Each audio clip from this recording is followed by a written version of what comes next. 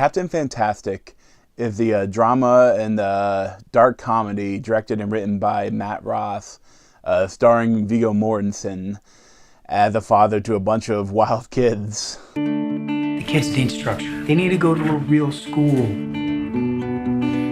I sincerely hope you haven't been doing what I think you've been doing. Your daughter has taught me many things just now.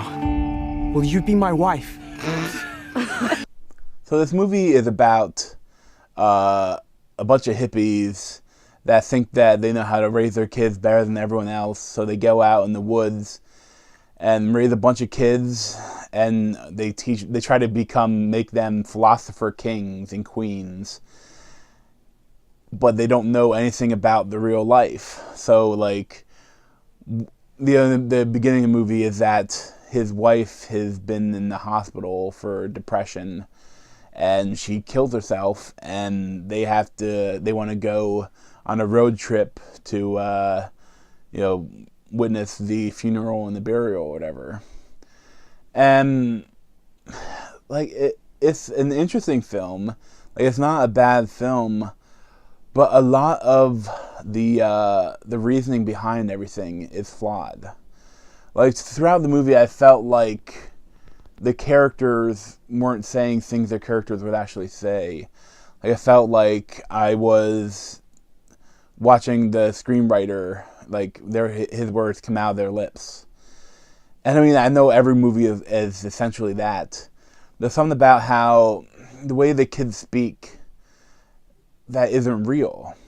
I mean, they show that a lot of kids are weird, but there's one rebel, but kids would behave differently. They wouldn't all be such geniuses.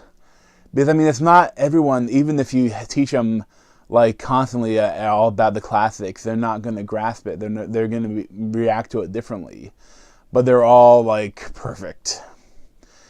And like what I don't understand is that you never get the background for Viggo's character. Like, you don't know who he is at all. Like, you get a little bit about his wife, that she was like a lawyer, but you don't know anything about Viggo. Like, for him to be so intelligent and know so much about everything, like, he must have been like a college professor or something, but they never mention it. And he obviously doesn't have a liking for college and real and actual learning, because all of his kids that he's taught, it'd be so easy to get them actually homeschooling, like to be accredited. Like, I mean, like, that's why there's no middle ground for this film. Like, it has to be so extreme. Like, I almost feel like it's the director and writers, this is his dream of what he wished he could do. And like, it feels like a wish fulfillment for much of the movie. I also notice that it's odd where the women characters are only used as tools for the film. Like, they're only they're plot points. They're like ways to move along the plot. Because like, the whole idea of the film is that his wife had a women's disease, like which is postpartum depression that went into bipolarism and ended up with her killing herself. And that is why they have to change their life to go to her funeral and possibly have his kids taken away by the grandfather and everything. And then another one where like stuff happens where he realizes something's not like that. He is a bad parent when one of the daughters gets injured, and like the rest of the time the daughters are just kind of there. And the real main character is Viggo and the two older sons. And Bo Devon as the oldest son that is like, that he's trying to go to college, but he had interactions with girls and he doesn't know how to talk to them, and he knows that he's turned them into freaks. The other one, Kyler, I believe, maybe one of the girls. I'm not sure about the names. But that he is the rebel, and he's the one that is trying to rebel from what they're teaching.